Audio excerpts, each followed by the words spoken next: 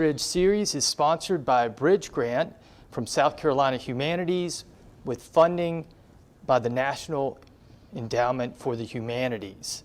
For our Facebook Live viewers, please ask questions for our speaker during their presentation by typing your question in the comments section of our Facebook Live event. So today, we have a very exciting presentation by Vanessa Greene. Vanessa is President and CEO at Global Arts Media, which provides people-to-people travel for educational institutions, nonprofit organizations, and private citizens to Cuba, Panama, Paris, and London. She graduated with distinction from Simmons College up in Boston and earned an executive MBA at Queens College in Charlotte. Though she travels around the world, Vanessa is proud to call Georgetown home. Today she shares a photographic essay that presents and interprets the history of Georgetown County's descendants in a fuller light. And we're very, very excited to have Vanessa here with us. Vanessa Greene, A Continuum of Spirits, a pictorial presentation of Gullah life in Georgetown County. Thanks so much for being here with us, Vanessa, and we're really excited about this wonderful Thank you. It's my pleasure. Visual photographic essay. Yeah. Really Thank you so much. It's talents. lots of fun. Yes, and you're a fun person and a very, this is something that's going to really engage our community, and I think a lot of people are going to be inspired by this. I hope so. Thank you, Dan. Thank you. Thank you very much. Thank you. So, this project has been a dream come true for me because it's so important and our library is so wonderful. Anytime we have the opportunity to document and record history is a really good day and a good thing. So I'm delighted to be here. Let's start the program. So photographs are important. To paraphrase the writer Susan Sontag, photographs represent experience captured. More importantly, photographs enlarge our notions of what is worth looking at, and African American lives are certainly worth looking at. Visiting the homes of African American residents of Georgetown County has been a privilege and a wondrous delight. On the walls, coffee tables, bookshelves carefully wrapped and tucked away in closets and attics are photographs, often faded and fragile, that depict stories of Gullah life in coastal South Carolina. For the next few minutes, I will share some of the treasures I discovered and the stories that accompany them. These are photographs that reflect the lives of the people who create and perpetuate the rich Gullah culture, who keep its history and traditions alive. For the unfamiliar, I'd like to talk just a bit about Gullah culture. The Gullah people are descendants of enslaved Africans who survived the Middle Passage from Central Africa to the North American continent. It is estimated that about 40% of all Africans brought to the British colonies entered through Charleston and were sold along the coast of South Carolina, Georgia, and parts of North Carolina and Florida. Georgetown County, South Carolina, was at one time the top rice-producing region in the world. By 1840, Georgetown produced nearly 50% of the total rice crop in the United States. Many of the enslaved men and women originally from rice-growing regions of Africa. Enslaved on an isolated island in coastal plantations, over the years, these Africans, these Yoruba, Bambara, Mbigyo, Igbo, Akan, and Bokongo African men and women commingled and forged a new cultural identity to become African American and Afro-Carolinian. This process is seen most prominently in the production of the Gullah language, an amalgamation of European and African vocabularies, and in the production of material culture, mostly baskets, folklore, and cuisine. The photographs you are about to see were unearthed during my month-long visits to African American residences. They reveal Gullah descendants as farmers, midwives, carpenters, teachers, clergy, doctors, nurses, soldiers, politicians, and entrepreneurs, all of them in the process of family and community building, in private moments at home and public celebrations, in places of business, churches, weddings, school day photos, and funerals. We found images representing hope and expectation from our obscurity into the public arena. So let's begin our story with a bit of name dropping. Let's start with Joseph Haynes Rainey. Rainey, the first African American elected to serve in the U.S. Congress, was born enslaved in Georgetown and served in Congress for many years. I wonder if his family ever thought that he would attain such heights. I wonder if Mr. Fraser Robinson Sr. ever dreamed that his great-great-granddaughter and her husband and children would ever occupy the White House.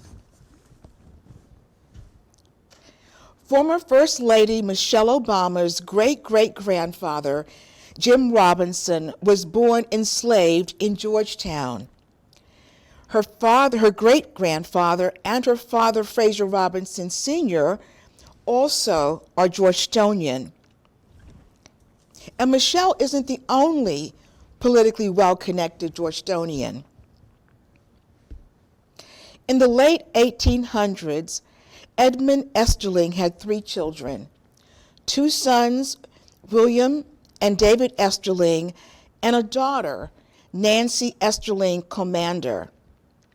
This would not be so remarkable, except that the mother of his children was Diana Glover Bird, a formerly enslaved woman. It is said that William and Diana had as close a relationship as they could, being seen publicly. They took rides on buggies, and even more rare for that time, we're talking about the late 1800s, Easterling acknowledged his children and gave them his last name. Easterling's daughter Nancy would marry Robert Commander. Their daughter, one of their 10 children, attended historically black Morris College in Sumter and taught in Georgetown County and became a midwife. Nancy Easterling lived on Emmanuel Street in Georgetown. Nancy was the mother of Camille Commander Barber. Miss Barber taught in the Georgetown School District for 44 years. Described as a person who had care, love, and concern for people in general, and students in particular, she took in children from her classes and from the community into her home, where they became a part of the family.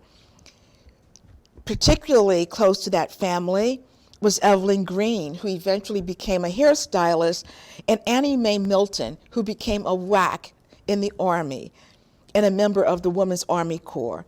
Those were only 2 of her adopted children. Reverend Henry Moses was the father of Camille Commander Barber. She was the wife of Eli Barber. Born in Charlotte, North Carolina, Eli Barber was raised in Winston-Salem, North Carolina, where his grandfather worked as an iceman. After attending Lincoln College for 2 years, this is Camille Barber on the screen. The next slide, I believe, is her husband, Eli Barber. This is Eli Barber. Eli Barber attended Livingston College for 2 years, but his natural inclination was to become an entrepreneur. His grandfather had worked as an iceman in Winston-Salem, and Eli was very anxious to have his own business. After attending Livingston for 2 years, he moved to Myrtle Beach. And then in addition to his job as a mail porter at the International Paper Company, Eli and his friend Freddie received an extra assignment as chauffeurs and waiters at IP's Black River Estate, a country club for IP executives. Eli also owned a convenience store on the corner of Merriman Road and Gilbert Street. I wonder, well, they may have by that time, because the son of Camille and Eli became that young man who we were introduced to earlier, the mayor of Georgetown, Mr. Brendan Barber.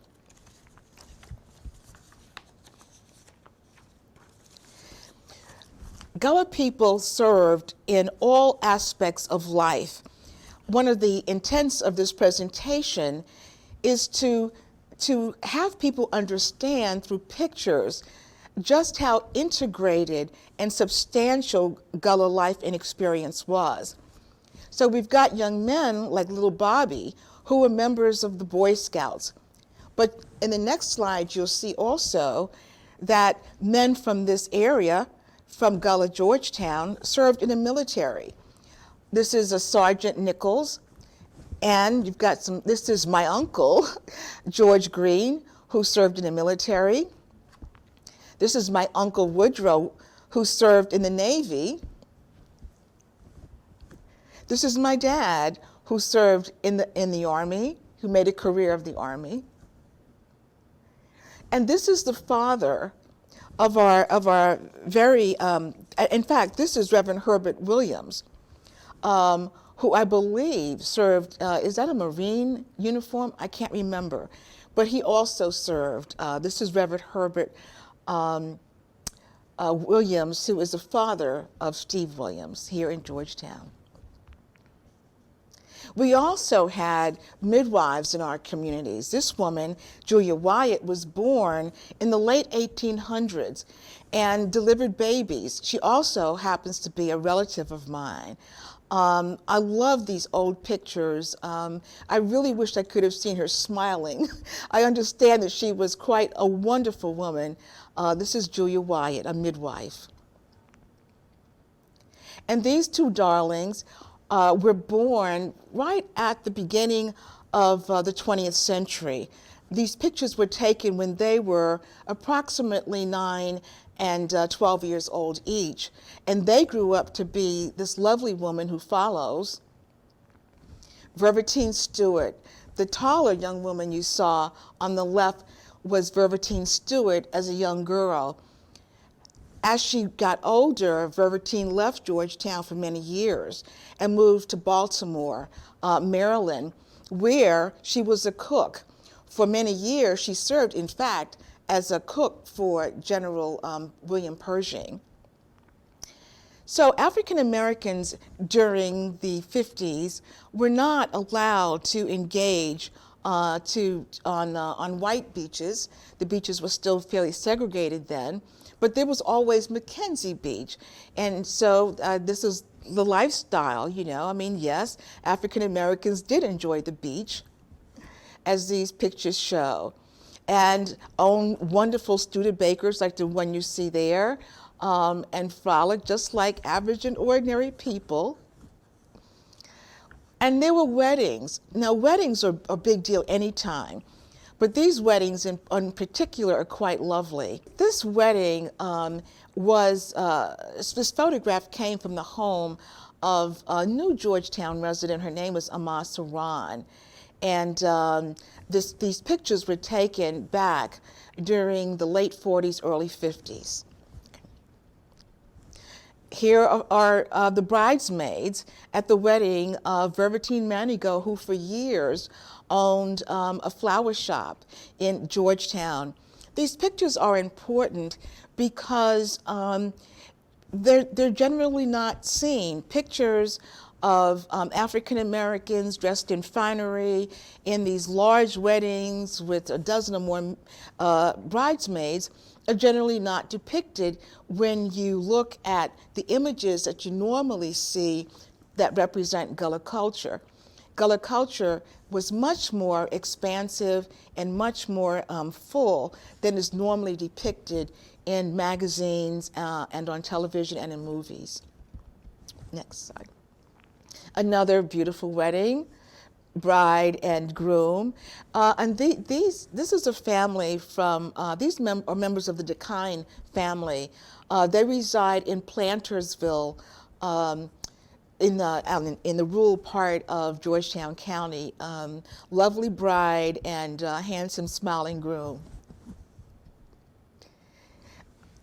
Fantastic husband and wife. These are the parents of Amma Saran, her mom and dad.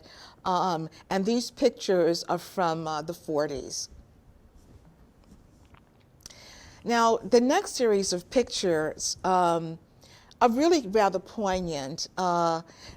These pictures, this is a picture of the wedding of Georgetown resident Sue Grant, who is the mother of one of our favorite community artists, Zenobia Washington. Next slide, please. You can see they had a tremendously beautiful wedding with the flower girl and the groomsmen and the mom and dad. That's Zenobia's dad, very tall father on the right. Here they are, you know, this is a normal stage of every wedding ceremony, you know, cutting the cake. Next slide. And then toasting the bride and looking at gifts. So the story that accompanies these particular photographs goes like this. Sue Grant wanted her, it was a tradition of the Georgetown Times when this wedding took place to feature wedding photos of brides in the newspaper. Sue Grant took her wedding pictures to the New York Times. Again, this was during the 50s, and the editor would not publish, the publisher would not include her pictures in the Georgetown Times. And Sue was very, very hurt. Probably 25 to 30 years after Sue was married, she met and had an opportunity to talk to the publisher of the Georgetown Times and explain to her just how much, you know, she was hurt. The woman publisher, and very, very tearfully said that she just could not publish those pictures then because she felt that the community would not approve of it and that her business would be impacted. She apologized to Sue Grant, and the two were able to reach some degree of reconciliation. But given how open and inviting and comfortable things are for many of us in Georgetown, we forget that only a few years ago, we still had segregated places and segregated institutions. Next. This is one of my favorite images of women in Georgetown. And nobody knows exactly who these women are. I was told by someone that one of those women was Miss Camille Barber, but I'm not sure. So if you're a Georgetonian and you're looking at this image and you happen to know one or two of these women, they look like Gibson girls, right? Would you please contact the library or give me a call? I just love this picture. So hopefully soon we'll be able to determine exactly who these women are or were. Next slide, please. There were women ever since there were Gullah people in South Carolina.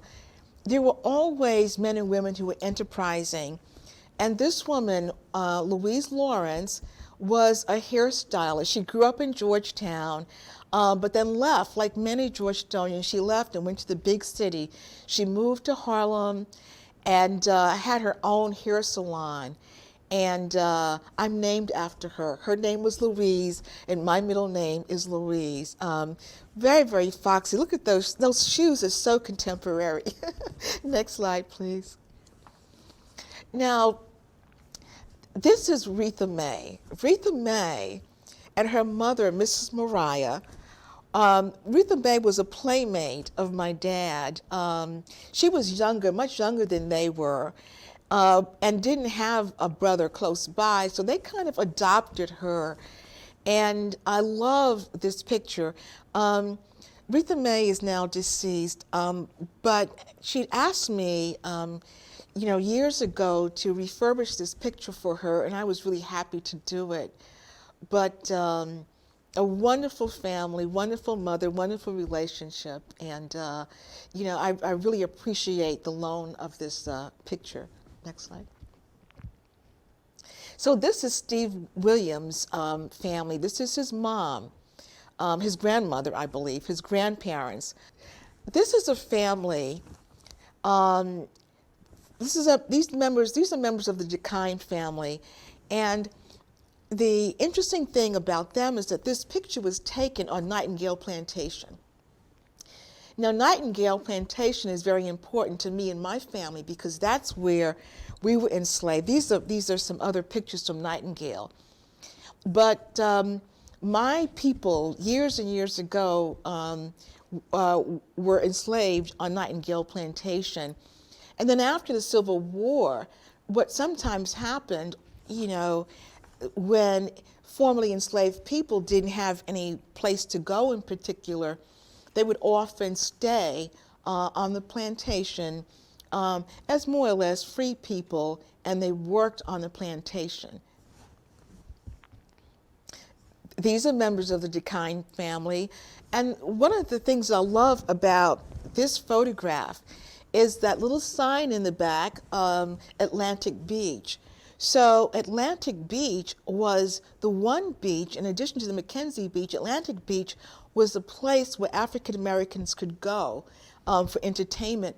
And I would bet that at least 50% of all African American households in Georgetown County had people who took pictures at Atlantic Beach, with that exact same sign. Next slide. I love this picture. For those of you who might know Mr. Willie Washington, this is Mr. Willie Washington's grandfather. It is a handsome picture. It looks almost like a painting, a really, really handsome man. This is Mrs. Hattie Washington, Willie Washington's mother. And this is Willie Washington's father, Willie Washington Sr. And the interesting thing, part of this story, is that Mr. Willie Washington Sr. was the first African-American deputy sheriff in Georgetown County. So he's a history maker. There's a wonderful book in the Georgetown library here, and it was written by Pat Doyle, and it talks about Front Street. She begins her history of Front Street in the year 1900. But before all of those stores and the stores represented in Pat Doyle's book, there was black Front Street. I don't think many Georgetownians realize that many, if not most, of the businesses on Front Street were black-owned businesses, and this is one of them. I believe this is called. It just escapes my mind at the moment. But this was one of the largest of these stores, and it's so wonderful that we have this photograph as kind of evidence that this business did exist and that these black merchants existed. The name of the store will come to me. We can go to the next slide.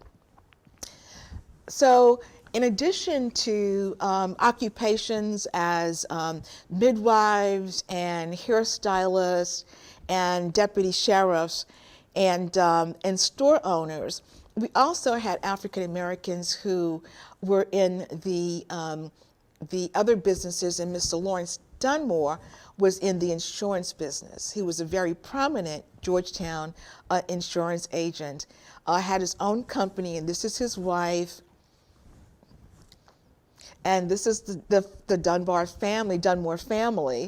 And you'll see that beautiful woman in the second row in the black dress is a woman who we now know as Margretta Knox, Her father was Mr. Dunmore.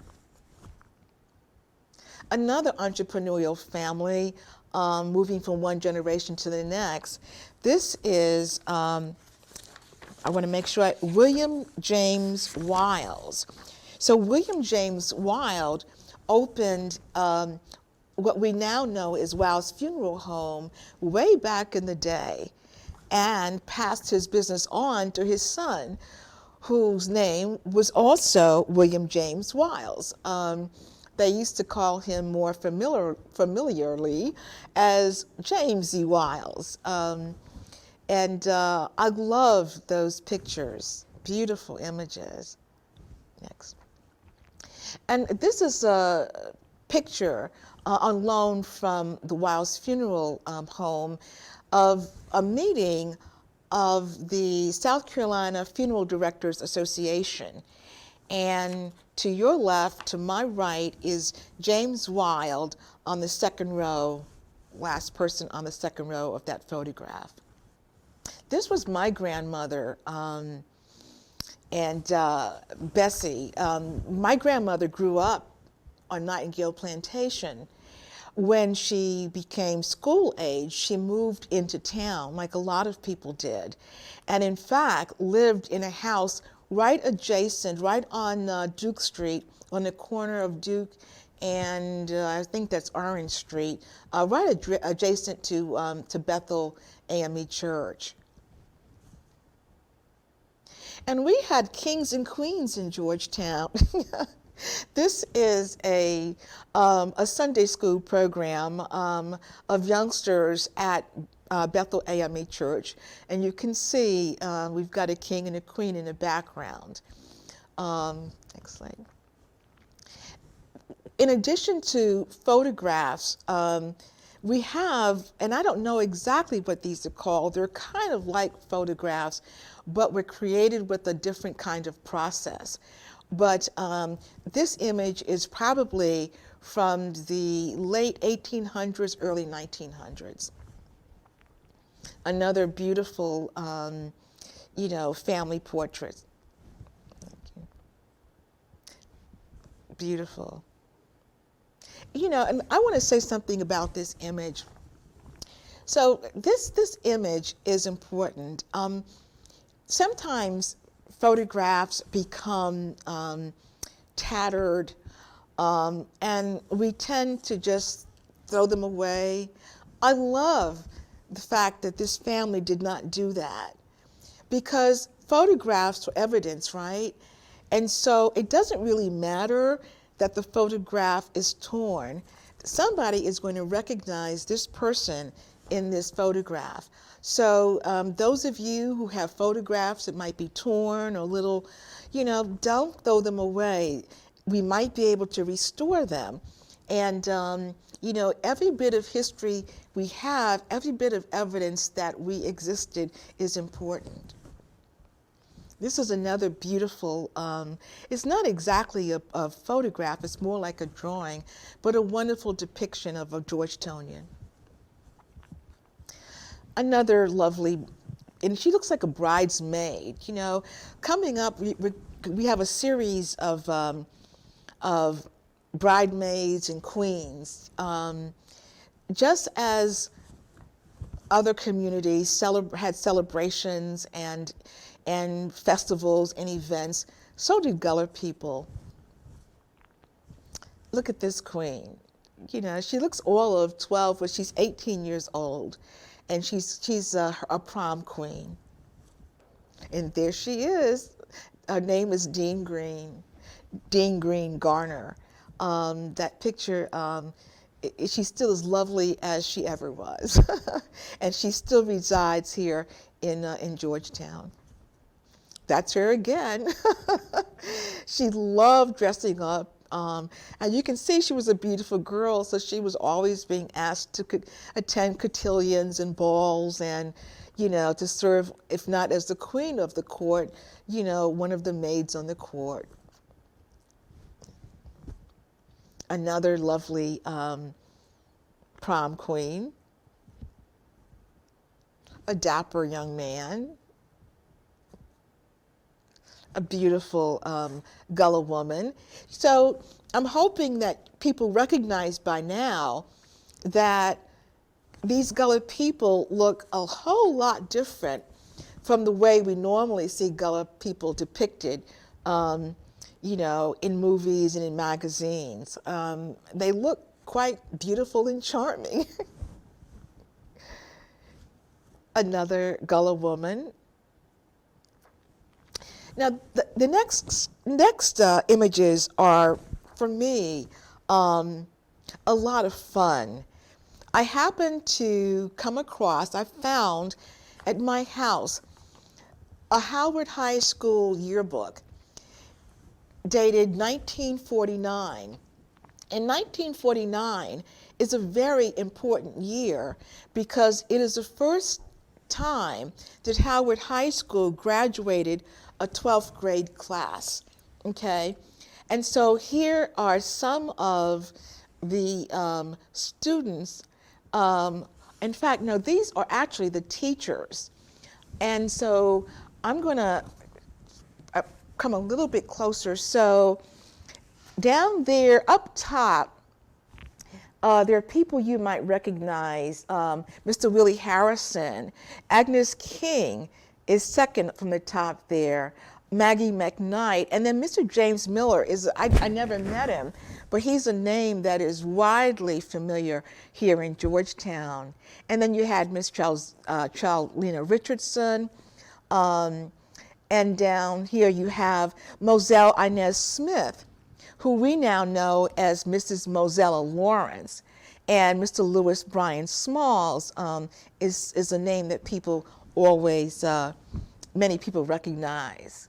The principal of Howard at the time was J.B. Beck. There's a school named after him here. And let's see, who do I recognize in there? Let's see. Oh, so you have here Maud Carolina, who was actually the mother of Everett Carolina, who is on our county council. And then you have the elementary teachers and the primary teachers. I just love, I mean, too many names to point out, but call me sometime, or I think the library might even have a copy of this 1949 annual, and you can see what your teachers looked like many, many years ago. Now, these are senior class officers, and let's see, you've got Charles Sindab up at the top. Helen Pryor was a secretary. Dorthula Pinckney was the assistant secretary. Dorothy Burgess was the president. Ella Collins, treasurer. Mary Pyatt, chaplain. And Virginia Thompson, critic. I don't know what a critic is, but I'm sure it was something important. And these are other members of the senior class. Charles Brown is a name that I'm familiar with. James Alston, John Alford, Richard Alston, Janie Brockington, Sarah Alston, Helen Burgess were members of that class of 49. And it's interesting because before she became, well, Leroy Button is here, you know, Mrs. Charles Ann Hemingway actually married Leroy Button, and he's there. James Chapman, Edna Ellis, Jerome Capers. Next. There's Charles Ann Hemingway, top right. Do you recognize her? She's lovely. Dorthula Pinckney again, Nathaniel Prelo, and Dan Meminger. You might remember Dan Meminger. He owned a barber shop here in Georgetown for many years. Okay, and Beatrice Rainey, Helen Pryor, Susan Rainey, Charles Sindab, Grace Sands, Annie Smalls were a part of that, Margaret Singleton. Thomas Robinson was actually the uncle, Michelle Obama's uncle. And let's see, there's Wilhelmina Washington, Wesley Ragg, Nathaniel Walker, Willie Tucker. And then lastly, you've got Herbert Ragg, Mary Pyatt, David Williams, and Robert Young. And the annual was dedicated that year in memory of a classmate who passed away. Her name was Margaret Washington.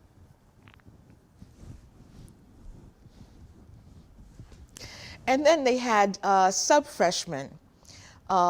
Too many to point out, but the next slide I think is going to be really interesting, because that young man on the first row smiling is my dad. And then even funnier is that the woman to his left with the coat is my mom. That's how long my mom and dad knew each other, ever since elementary school, actually. And it was just really funny for me to see them together as freshmen at Howard High School. I just want to thank the wonderful families who opened their doors, invited me in, and opened their cupboards, and went up in the attic and took pictures off the wall so that we could share with Georgetown and the whole world today. Pictures are important. If you think about it, when you enter a museum or any cathedral or place of significance, you see pictures on the walls that represent what people value and what goes on in those spaces. Pictures of African American families, Gullah families, are very, very important. And I would encourage you to go up in the attic and find those images. Contact the library, they'll be happy to digitize them for you. If they can't do it, you call me, and I'll be happy to, at no charge at all, to digitize your photographs so that they can pass from one generation to the next. What often happens when someone passes away, children or people who don't know them well will look at photographs, not really appreciate the significance of them, and throw them away. Let's not have that happen to our history and heritage here in Georgetown County.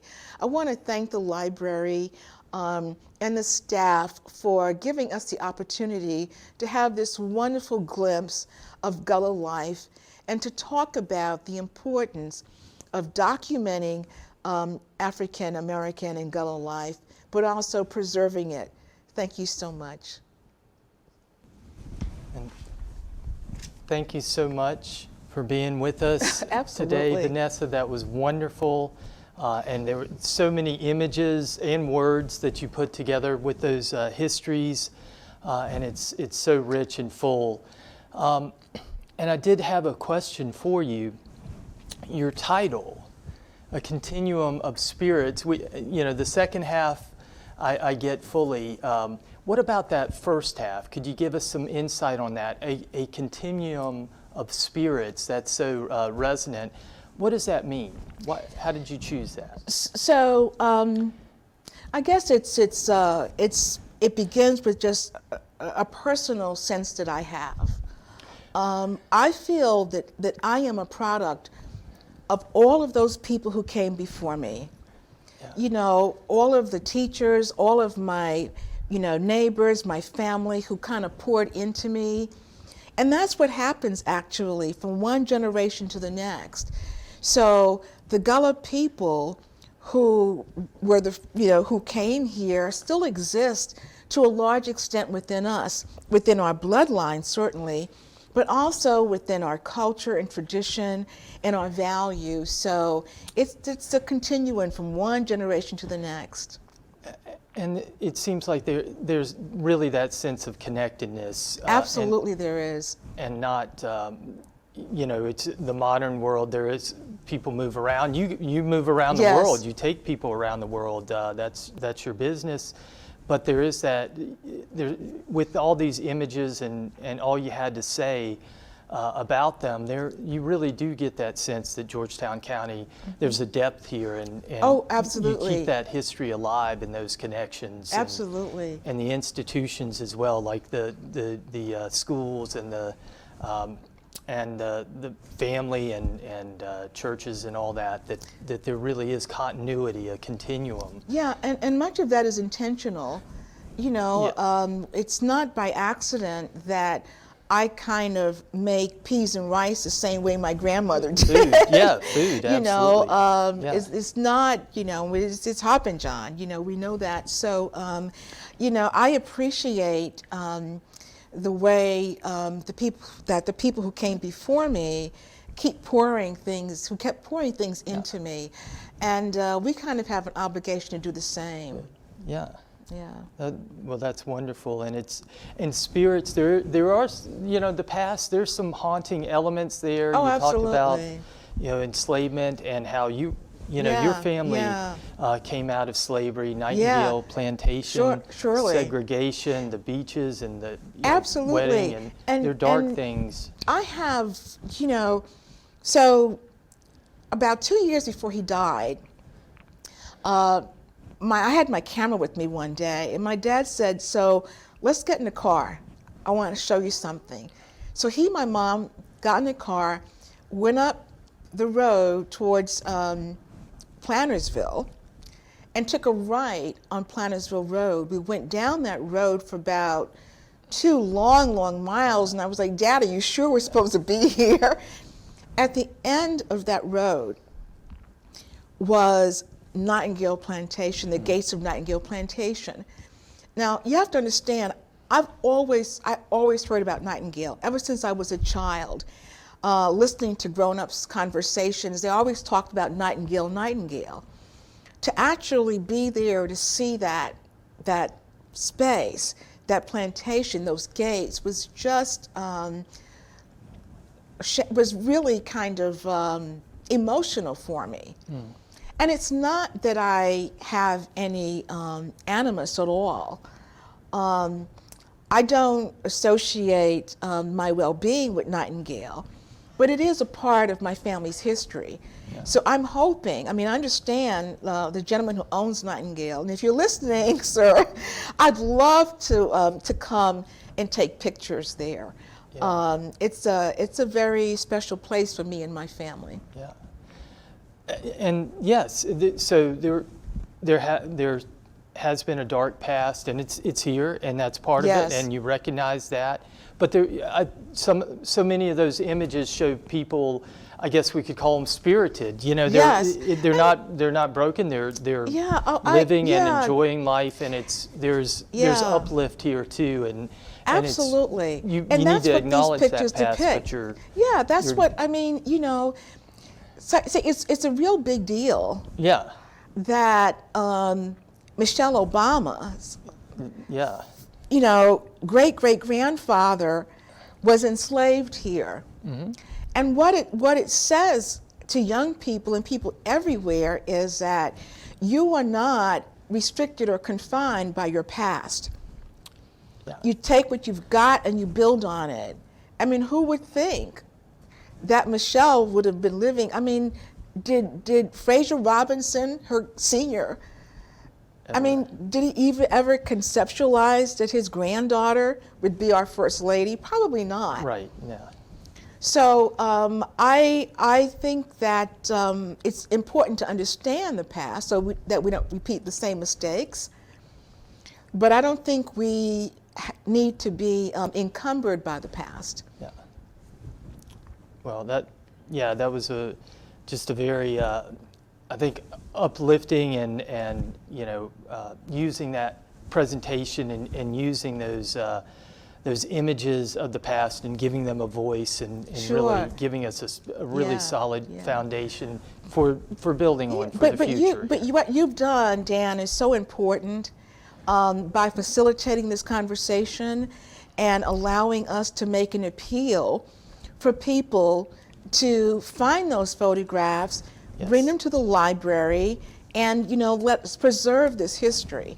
I want to thank you for being so generous and allowing us to have this very, very quick conversation, but important conversation with our community and other communities, like I said, throughout the world. Yes, and we thank, again, South Carolina Humanities, Absolutely. And the National Endowment for the Humanities for getting this going and sponsoring this. And so we're thrilled to be a part of that and part of this DigiBridge series. And Julie Warren is our wonderful digital librarian here. She's amazing. She is amazing, isn't she? And we have this wonderful digital library, digital collections that she curates, and her email is jwarren@gtcounty.org. So Julie Warren, if you have images, let's Yeah. preserve them. The past, you'll miss it when it's gone. I think That's that was right. a lot of your point. You That's need right. To, That's even if right. they're torn images, keep them Absolutely. alive. Absolutely. So they're important, that past. So we'd love to have the images, and you preserved a big chunk of them, but there are more out there. So There are lots more out Yeah. there. and it's certainly something to build on for the future. And we really Absolutely. appreciate Oh. Vanessa Green for my being with pleasure. us today and Yes. helping out. A lot of fun. So- Thank you. And we have more to come. We're only 3 presentations in, 7 more to go. This is it for July, but all throughout August on Tuesdays and Thursdays at 2 p.m. And thank you to our crew here, Heather Pelham, wonderful public services librarian, working our camera, and Truman Wins, who does all of our technical work Thank you. with the production back there. Thank you. Thank you so It's been much, fun. Vanessa. It's been fun. Thank you all.